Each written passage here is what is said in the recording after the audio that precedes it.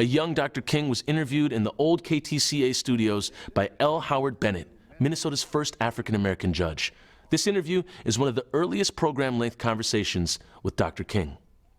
The price of freedom is constant vigilance, a vigilance which must face many threats. Direct your attention now to one who works and fights for freedom, the Reverend Martin Luther King, pastor of the Dexter Avenue Baptist Church in Montgomery, Alabama. He discusses the cause of free men with L. Horward Bennett, Minneapolis civic leader, attorney, and former judge. Here is Mr. Bennett. Those of us who have lived for the past 25 years have been witnesses to a considerable amount of upheaval throughout the world. This probably is understandable inasmuch as we have been through 2 world wars, the Korean conflict, the Great Depression, and something of the social revolution experienced in America and other countries of the world. In many respects, we are living in revolutionary times, some of it violent, raucous, and observable, but on the other hand, some of it peaceful, quiet, and almost imperceptible. And around all this confusion and tumult and change, there seems to be the involvement of the central theme, freedom and free men. The Western world considers freedom and free men of central value, primary in our heritage. In America, the banishing of racial prejudice, discrimination, and segregation is a problem that commands center stage front attention. It is important not only in removing prejudices against minority groups and abolishing segregation and discrimination, but it is also important to America's posture in the whole world, and probably it has tremendous relationship to the very survival of the Western world and its values. In the center of the struggle for democracy in America and for the removal of the blight of segregation and discrimination, and for all men to have status as first-class citizens, is the Reverend Dr. Martin Luther King, the pastor of the Dexter Avenue Baptist Church in Montgomery, Alabama. But more important, the man who was the central personality and leader in the Montgomery bus boycott, the most remarkable and successful expression of nonviolent resistance ever witnessed not only in America, but anywhere in the Western world. We're pleased to have with us today Dr. King. Thank you. I'm very happy to be here. Dr. King, we believe that your experience and your training and your dedication to the realization of having all men live in a free society, that you can provide us with some ideas, some methods, some techniques, some words of wisdom as to how we might achieve that and those goals in America. And one of the things we'd like to ask you to discuss with us is, what is the particular problem which confronts the Negro in the South today in the efforts to obtain freedom and first-class citizenship? Well, I think the biggest problem that the Negro confronts in the South today is the continued existence of a system which stares him in the face almost every day, saying you are less than, you are not equal to. And I refer to the system of segregation. The tragedy of the system of segregation is that it not only harms one physically and makes for physical inconveniences, but it does something to the soul. It gives the segregator a false sense of superiority, and it leaves the segregated with a false sense of inferiority. So that this is one of the things that, and probably the major problem that the Negro confronts in the South in his struggle for freedom and human dignity, the continued existence of this system and the resistance of forces that are not really in line with the struggle for freedom, forces that are enemies to democracy. so that on the one hand there is a system, on the other hand there is a strong resistance of forces that would say they will never comply with the law of the land. And their legislative halls ring loud with such words as interposition and nullification, so that we see this defiance. Now, I don't want to give the impression that there has been no progress in this area. Certainly, the system is gradually breaking down, and this, I think, is a very hopeful sign. And as the system breaks down, it makes it better, and it makes it possible, in a greater sense, for the Negro to achieve the freedom which is his aim and his goal. Have there been, Dr. King, any historical facts within the past decade which you would say has been most effective in strengthening the Negro's zeal for achieving first-class citizenship? Yes, For instance, the Supreme Court decision. Sure. Is an important historical factor. I think so. I think the Supreme Court's decision in 1954 did a great deal to give the Negro a new sense of hope and also a new sense of dignity and self-respect. I think this was one of the greatest forces in this decade, or certainly in this century, to give the Negro a new determination and a new inner sense of dignity and a new sense of destiny.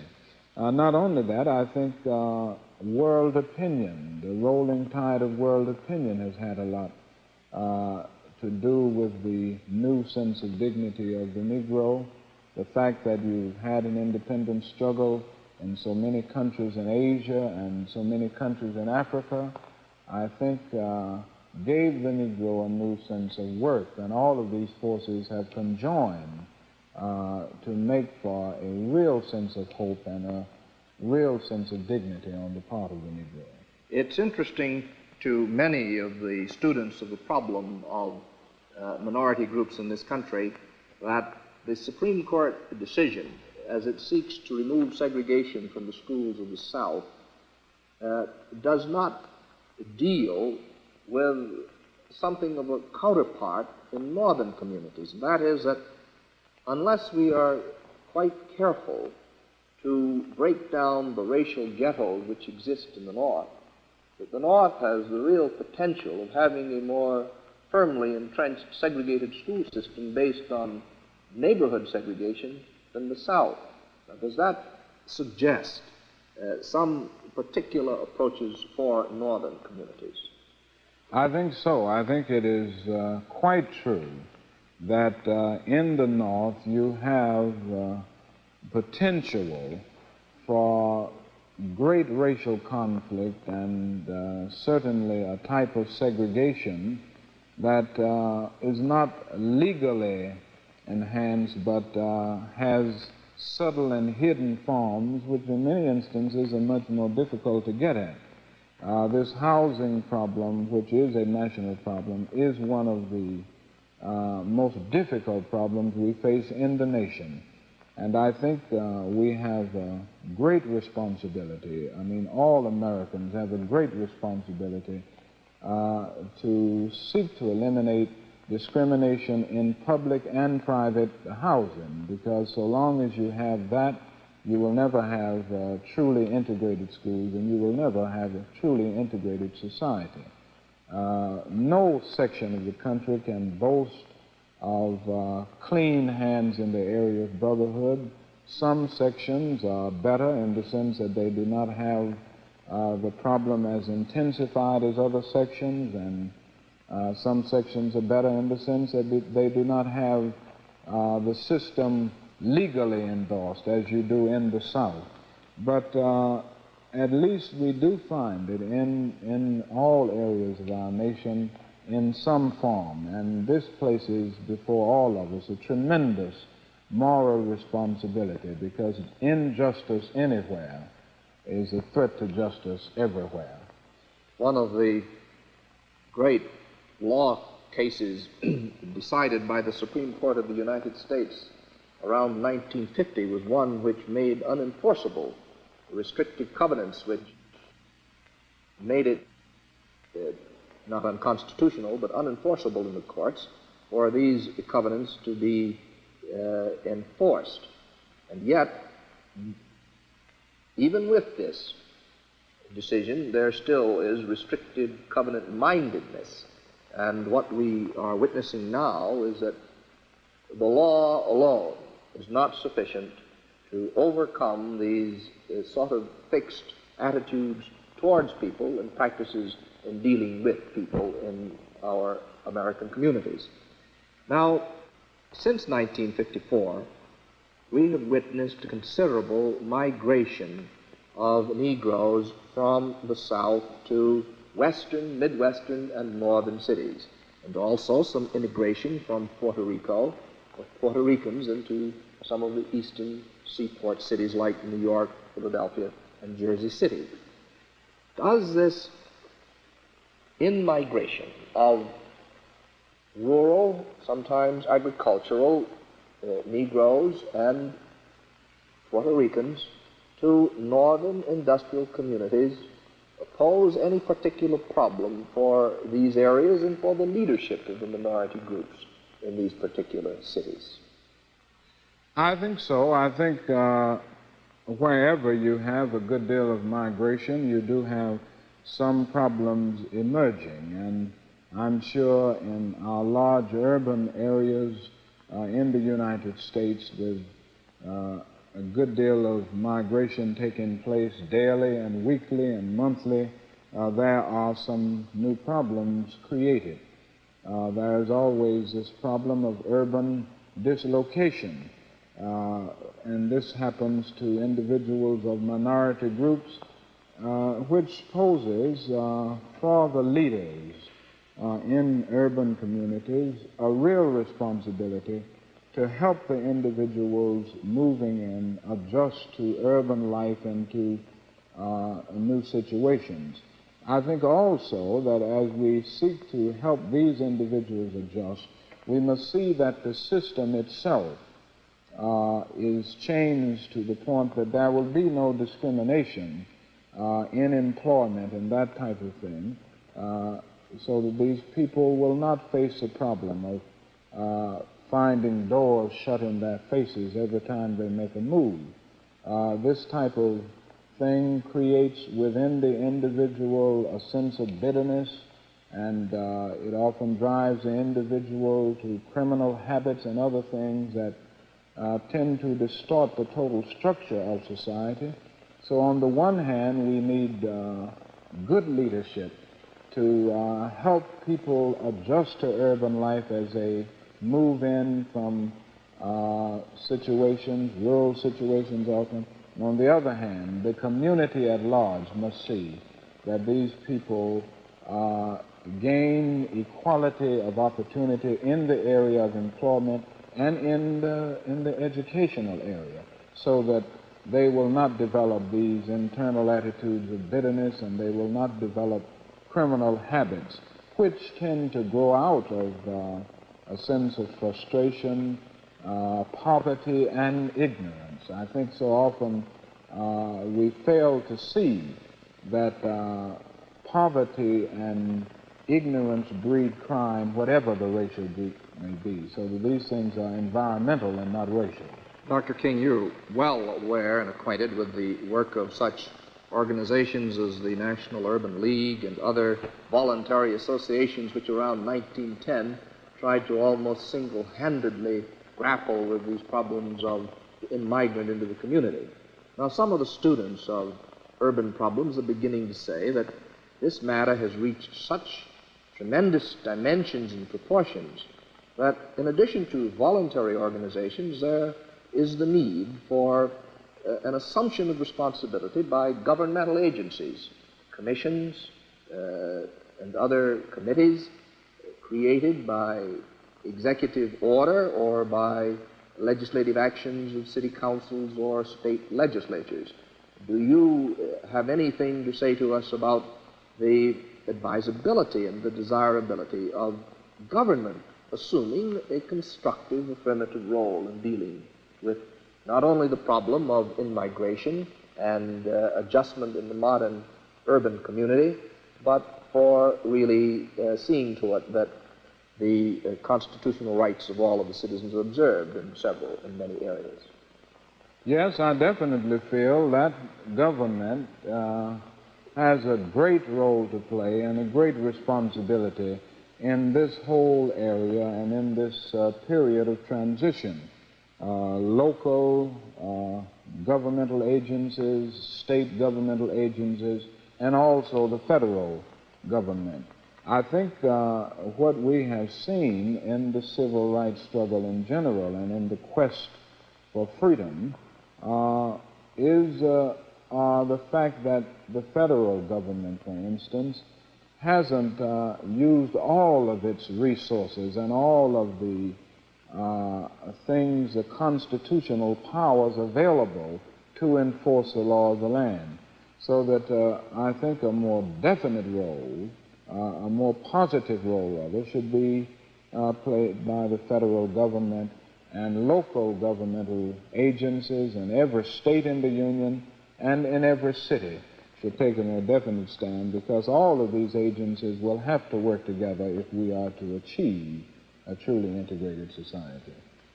One of the very interesting facets of this problem that many people have raised questions about is whether or not, as a result of the persecutions and denials of opportunities to which Negroes have been subjected, if they have antipathy towards or even hatred for members of the majority group. Is there anything in the religious and spiritual background, or even, let us say, the relationships which developed in the plantation economy between Negroes and whites, which have bearing or effect on this particular facet of the situation? Well, I have no doubt that the system of segregation and the system of slavery which preceded that did a great deal to cause the Negro to develop some attitudes of antipathy or some bitterness even toward the majority group. I don't say this was true of all Negroes. It isn't true today, and it wasn't true in years gone by. But I'm sure that in any situation where you have an oppressor standing over an oppressed group, the individuals in the oppressed group tend to develop, they are at least capable of developing an attitude of bitterness toward the oppressor. However, I think we are seeing some very hopeful signs in this area. There are many people, many leaders in our country and over the world who are saying to members of oppressed groups that you can never solve the problem by meeting hate with hate, because to hate for hate only intensifies the existence of hate in the universe, and somebody must have sense enough and morality enough to cut off the chain of hate. So that there is this emphasis that we must avoid not only external violence, physical violence, but also internal violence of spirit. And I think if the leadership in the Negro community all over the nation will take this attitude and urge people in the Negro community, and if leaders all over the world will take this attitude, we will be able to save the vast majority of people from the type of bitterness that can invade and infiltrate the life of the individuals in the oppressed group. Isn't it true also, Dr. King, that hate, when kept within the individual, tends to destroy him, and if not destroy him, it certainly interferes with his ongoing processes, that it has something of a paralytic effect on his organizing himself for any constructive action? I think that's quite true, and modern psychology is saying that a great deal now, that hate is as injurious to the hater as it is to the hated. It is as pernicious to the subject of hate as it is to the object of hate. So we do have a responsibility to get this over to everybody, that hate is a cancerous disease that ultimately destroys both the hater and the hated in the process, if not physically, certainly spiritually and psychologically. One of the great moving factors which you have from time to time advocated, Dr. King, is this philosophy of love being a most potent and effective agent for dealing with social problems, even discrimination. I wonder if you would discuss that for us briefly. Yes, I would be very happy to. I think one of the problems that oppressed people always confront is the problem of how one can stand up and resist the forces of evil. And there's always the feeling on the part of some that there is no way to resist evil without hating the evildoer and using violence to destroy the forces of evil. But I am of the opinion, and this grows out of my Christian background as well as my study of Mahatma Gandhi, who used the method of nonviolent resistance on the larger scale that it has been used in the modern world. I'm of the opinion that it is possible for one to stand firmly and courageously against an evil system and yet not use violence to stand up against it, and also not hate in the process. It is possible to love the individual who does the evil deed while hating the deed that the person does. This lifts one to a new level of understanding, a new level of goodwill, and I believe firmly that love in this sense, which I think of as creative, redemptive goodwill for all men. I'm not talking about a sentimental, weak love, but I'm talking about a strong love that organizes itself in mass nonviolent action, but at the same time sees within every man something of the image of God and sees within every man great and vast possibilities for goodness that maybe the individual himself has never realized. And when one rises to this point, he loves every man because God loves him, and he sees great dimensions for change and promise within him. We hear so much from those who want to see no change in the relationships between whites and Negroes that what you really see today in this press towards freedom is the action of people who are subversive. They even call them communists, that the Supreme Court might be communist. Is this nothing more than a kind of red herring being drawn across the scene in order to distort the situation and divert constructive forces from aligning itself with this movement? Yes, I think that is exactly what it is. One of the favorite devices of the reactionary has been to attempt to smear any liberal voice or all of the liberal voices in order to silence them. But we know full well that these forces that have stood up for brotherhood have done more to defeat communism in our nation than almost anything else you can point to. I'm sure that the Supreme Court decision, which was rendered in 1954, did a great deal to defeat the forces of communism in our nation, and I'm sure it did a great deal to develop new understanding and new respect for America on the part of people in other nations. And these are the things which break down the influence of communism in the world, because communism often thrives on this very thing. So the more we can break down discrimination and segregation, the more we build up the forces of democracy, and the more we demonstrate the validity of the democratic way to the peoples of the world. This is the most powerful weapon we have against communism. Now, we've talked considerably about the responsibility which the Negro and Negro leadership has for bringing about first-class citizenship and removing the cancerous presence of segregation and discrimination. But is there not some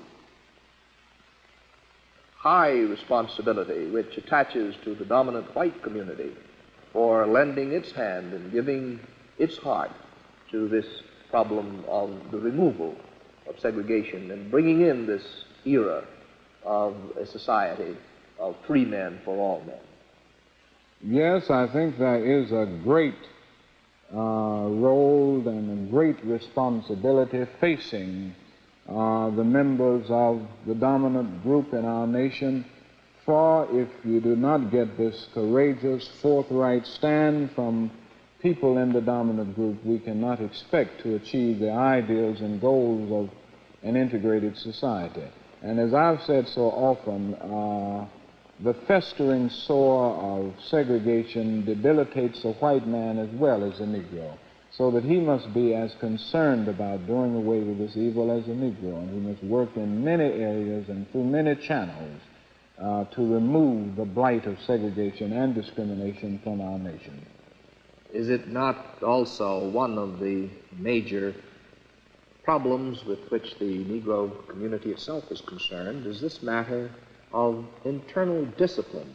That not only there is the need for the mobilization of the moral, spiritual, and ethical forces, but there needs to be a recognition of the need for persuasion by example, by excellence of performance, by community acceptance of, or the acceptance of community responsibility to indicate that there is every reason for withdrawing or lowering the barriers which preclude the integrated society of free men.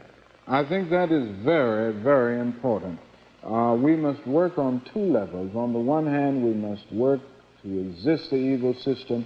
On the other hand, we must seek to improve our standards wherever they lag behind.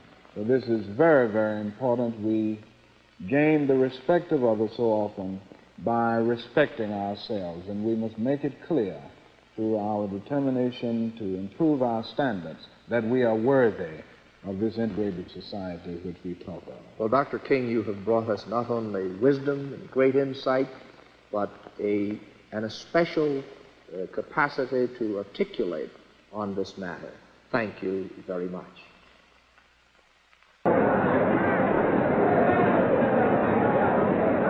That Free Men May Live, a series of television programs concerning you and your freedom. Special guest on this program has been the Reverend Martin Luther King, pastor of the Dexter Avenue Baptist Church in Montgomery, Alabama, who was interviewed by Mr. L. Horward Bennett, Minneapolis civic leader, attorney, and former judge. That Free Men May Live is produced by KTCA-TV, Twin Cities Area Educational Television Corporation, for the National Educational Television and Radio Center. Director was Guy Euchre. That Free Men May Live is produced by Joseph T. McDermott.